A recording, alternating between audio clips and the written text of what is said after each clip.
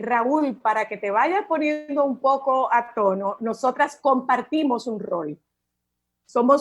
Yo soy la abuela titular y Josefina es la coabuela de ese ser que tú acabas de ver que nos acompaña un momentito ahí.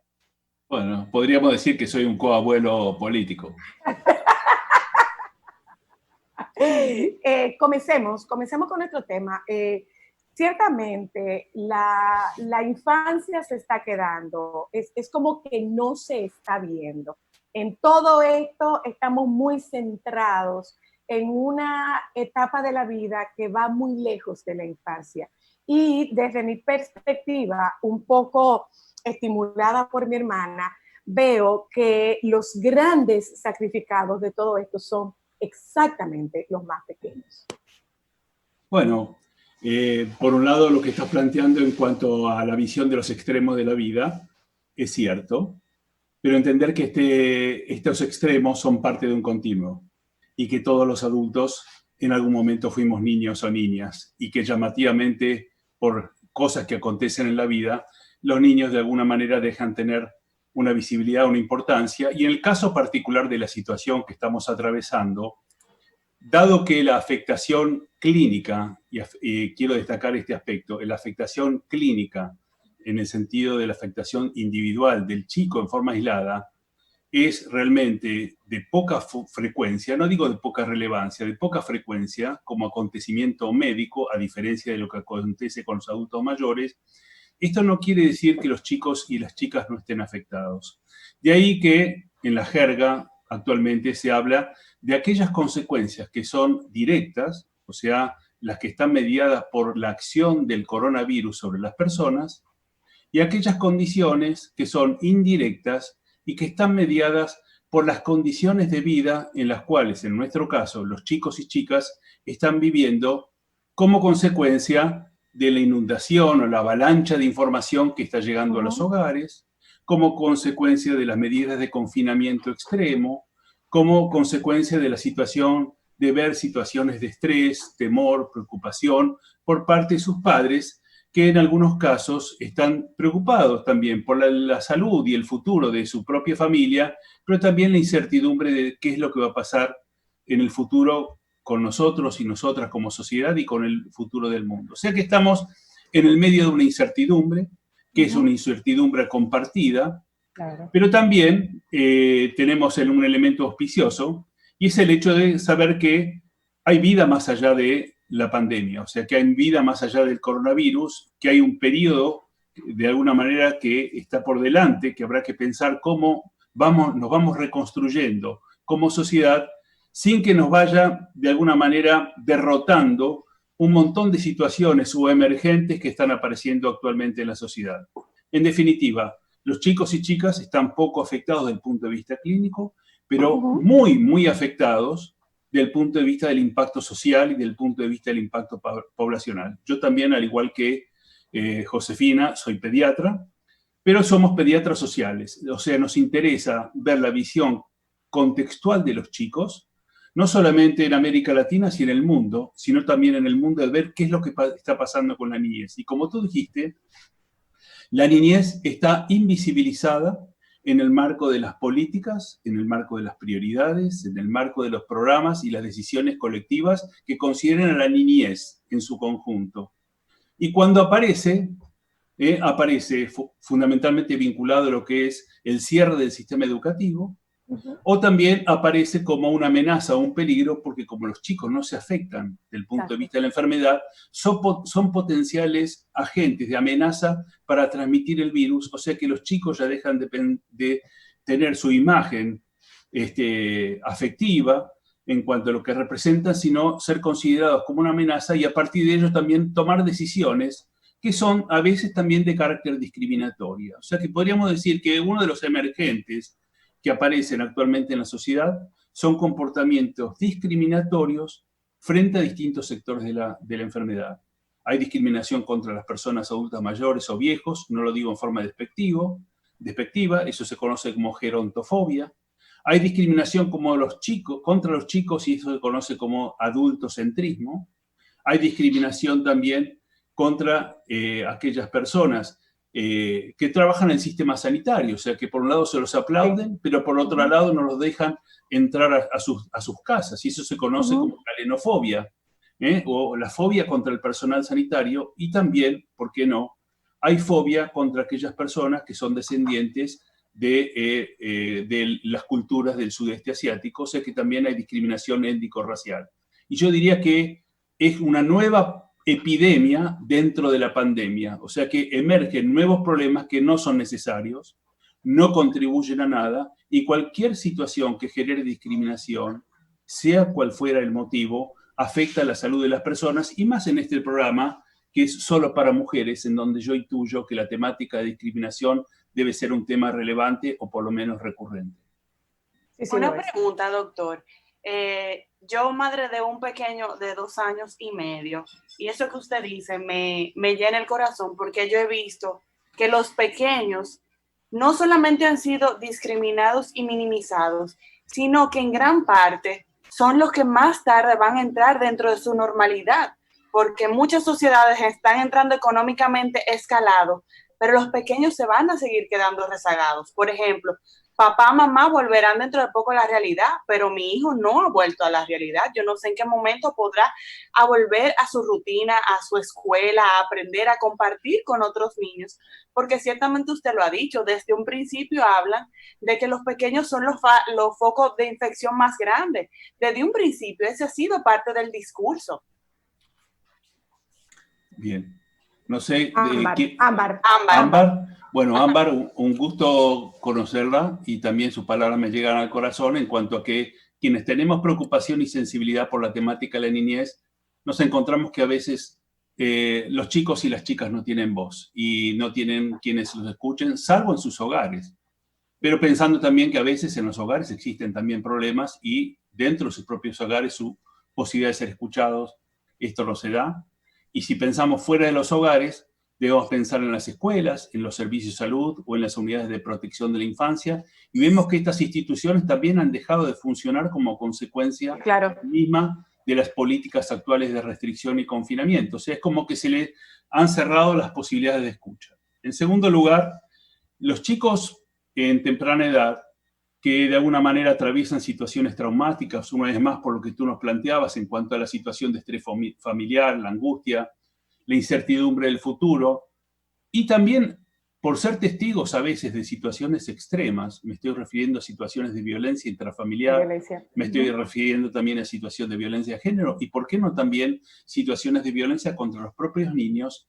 Estas situaciones, cuando son de extrema violencia, de extremo estrés, técnicamente se conoce como estrés tóxico, esto va dejando algunas marcas en los niños, y estas marcas de alguna manera se traducen en problemas que pueden aparecer a futuro. ¿Qué quiero decir con esto? De alguna manera, no ver al niño como un decorado o algo normal de la realidad, sino entender que son sujetos que sienten, que piensan, que experimentan, que vivencian esta situación. Y el hecho de que a veces no pueden expresar con sus palabras no quiere decir que de alguna manera no estén internalizando todas las problemáticas que vivan. De allí que ver cómo generar las mejores condiciones de convivencia dentro del hogar, apoyando todas las instancias de crianza, de soporte y apoyo a los familiares y los cuidadores, pero también pensar en algún otro tipo de actividades que puedan trascender el ambiente físico del hogar.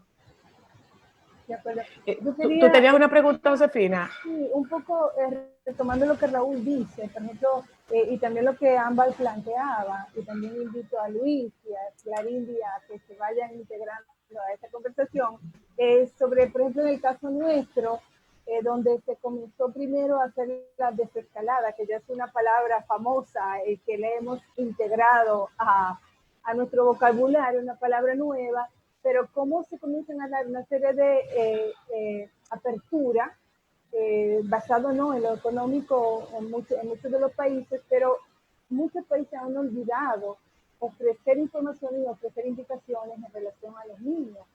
Cómo este confinamiento impacta a la salud física, al bienestar de los niños y las niñas. Lo que tú planteabas, Raúl, cómo también este confinamiento pone en riesgo a muchos niños, porque yo lo que quiero es un poco que nos quitemos de la mente esa familia nuclear armónica, esos niños y niñas que están en una casa donde tienen todos los servicios. ¿Qué pasa con los miles de niños? Por ahí voy yo un poco, y es que todo esto se centre en nuestra realidad. Sí, exacto, porque muchas veces cuando escuchamos estas discusiones, nos centramos en una familia nuclear, en una familia de clase media, pero hay muchos Exacto, hay un montón de países mirando en paralelo, donde están en un confinamiento por las dimensiones de sus casas, donde no hay hacinamiento, aglutinamiento, falta de recursos, falta de habilidades. Eso es los niños y las niñas que tenemos que también pensar. Los que no tienen acceso al desayuno escolar, que hay muchas familias, por lo menos en República Dominicana, que dependen de la alimentación de tandas extendidas, o que dependen de las guarderías del Estado, donde, bueno, vamos a poner un ejemplo de hace un caso que se salió en redes sociales, por ejemplo, de los buzos de Duquesa. Hay mujeres que son buzos en Duquesa que dejan a sus hijos solos el día entero, que dependen del cuidado de un vecino, del colmadero, de una comunidad completa que depende de esos niños que también están en alto riesgo. Así es. Claro, hay un detalle importante que hemos visto durante todo el proceso de la conversación, y es que en cuanto a crianza y desarrollo se refiere, vemos cómo están aflorando todos esos factores ambientales que son riesgos para el desarrollo infantil, cómo han aflorado de una manera total y absolutamente estrepitosa en todos los ámbitos sociales. Estamos hablando de sociedades y sociedades donde los factores de riesgo ambientales que son importantes para el desarrollo se están viendo. Y no solamente hablo del estrés familiar, que es grandísimo, ahí los doctores nos pueden ayudar un poco, pero hablo también de la poca preparación que tienen a veces muchos padres, las pocas oportunidades que tienen para tener acceso a culturas de crianza positivas. Me pregunto, perdón por la interrupción, me pregunto, y la pregunta va para Raúl y Josefina y Luis. Me pregunto, el hecho de que nosotros estemos mirando hacia adelante nos deja quizás un poco sin ver la realidad, y esa puede ser una acción discriminatoria en contra de nuestros niños, porque no estamos viendo el momento actual. Nosotros estamos viendo qué es lo que va a pasar a futuro, pero no estamos visibilizando lo que les está pasando hoy, ahora. Y no solamente eso, y hola a todos, que comencé a hablar ya, ¿no? No solamente eso, no, estamos olvidando lo que ya pasó, o la secuela que ya dejamos. Llevamos 2 meses confinados y definitivamente han dejado huella en nuestros niños. La cantidad de ansiedad, la cantidad de estrés postraumático que ya se ha documentado en varios países, no es lo que estamos esperando, es lo que ya llegó. Ahora estamos, en vez de pensar en cómo comenzar a arreglar lo que ya está mal, estamos pensando en lo que va a venir. Lo que va hacia adelante. Y entonces no estamos dando la prioridad a la niñez, que es lo que deberíamos hacer. Por decir algunos datos mundiales, porque aquí, aunque lo tenemos que trasladar aquí en nuestra realidad, y probablemente son peores de lo que yo les voy a dar, hay que ponerlo en contexto. Alrededor del 30% de los niños, un estudio hecho en España hace 4 días, dicen que alrededor del 30% de los niños que estuvieron confinados están comenzando a presentar estrés postraumático con todas sus características. Pesadilla, miedo, rememoranza, todo el tiempo COVID, todo el tiempo los enfermos, todo el tiempo la muerte. Y fíjense cómo los adultos de esos niños, los padres de esos niños, tienen el 85% tienen los mismos síntomas de estrés postraumático. O sea, el estrés postraumático, incluso los niños, aunque tienen menos incidencia, los padres están manejando mucho peor la situación. Entonces, esas secuelas que nos va a dejar a los niños va a ser difícil de adaptarlos, como decía el doctor Mercer y la doctora Esteban. ¿Cómo vamos a retomar lo último que estamos pensando en los niños ahora mismo? Nadie está hablando de cómo va a repartirse a los niños, cuáles son las consecuencias que van a tener los niños, esos trastornos del sueño que a mí me han abordado las familias un montón. Claro. Y yo lo digo desde una perspectiva de que son familias, como hablábamos ahorita, ¿no? Clase media, que pueden abordarme, que pueden llegar. Pero todos esos niños pobres que no lo estamos viendo, donde el problema de ellos no es el COVID, el problema de ellos es qué van a comer, ¿qué van a hacer? ¿Cuál va a ser la situación, Raúl, con la niñez latinoamericana post-COVID? Bueno, esto que nos plantea Luis creo que nos da pie para reflexionar también en forma conjunta, y quiero destacar esto que estamos haciendo, este ejercicio, que también debe tener su efecto beneficioso desde el punto de vista terapéutico, Luis, tú que eres especialista, sí. Y sumar acá a la audiencia que nos está acompañando, claro, y a la audiencia que nos está escuchando y ayudando a pensar en juntos, porque de esto se trata. Pensemos que estamos haciendo un viaje juntos desde hace muchos años, y hay ciertas cuestiones que caracterizan a nuestra América Latina en cuanto a la existencia de ciertos problemas que son estructurales. América Latina es la región más inequitativa del mundo, es la región más injusta del mundo. Esto, cuando hablamos de injusticia, estamos hablando de cómo se distribuye la riqueza entre quienes más tienen y menos tienen. Y esta situación de Dominicana, en donde hay varias dominicanas, o de mi país, Argentina, donde hay varias argentinas, esto, desde el punto de vista de la salud, cuesta pensar en un país saludable en la medida que estas brechas y estas diferencias tan marcadas y tan ofensivas sigan existiendo. Por eso, aquellos países con menos inequidades hacen mejor a la salud que aquellos que tienen situación de inequidad, como es el caso de los nuestros. Lo que viene a ser la pandemia es literalmente, viene a desnudarnos. O sea, le saca toda la ropa a nuestra realidad y miren, esto es lo que está. O sea, aquellas personas que viven en condición de pobreza son más vulnerables a padecer las consecuencias de la pandemia, porque no tienen los recursos, no tienen la posibilidad de distanciamiento, no tienen acceso a la comida. Cuando hablamos de la afectación del sistema educativo, sabemos que la enseñanza digital no está igualmente distribuida para todos los niños y niñas, porque quienes tienen ordenadores, quienes tienen computadores, quienes tienen conectividad son quienes más de alguna manera están en mejores condiciones. O sea que asistimos a una situación de inequidad digital. Y cuando hablamos del sistema sanitario, pasa exactamente lo mismo. Aquellas familias que pertenecen a recursos, a familias que tienen sus recursos desde el punto de vista material, económico, de acceso, pueden tener mecanismos de llegar al sistema de salud a través de telemedicina, pero otra vez accedemos a una nueva situación de inequidad digital en donde no todas las personas pueden acceder a esta situación. En definitiva, esto hay que visualizarlo de esta manera y hay que llamar las cosas por su nombre. En lo personal y como pediatra social, para mí la mayor pandemia no es el coronavirus. La mayor pandemia es la injusticia social, la inequidad y la exclusión social. La pandemia vino acá como un elemento más que nos cambió la escenografía y nos permitió visualizar y hacer carne propia un montón de situaciones de deficiencia estructural que atraviesan nuestros países. Por eso, en la medida que estas cosas no se resuelven, vendrán otras pandemias, pero la cosa de fondo es, obviamente, pensar cómo sobrellevamos estas circunstancias, pero luego atacar el nudo crítico, que es justamente las bases sobre cómo nuestras sociedades se van construyendo.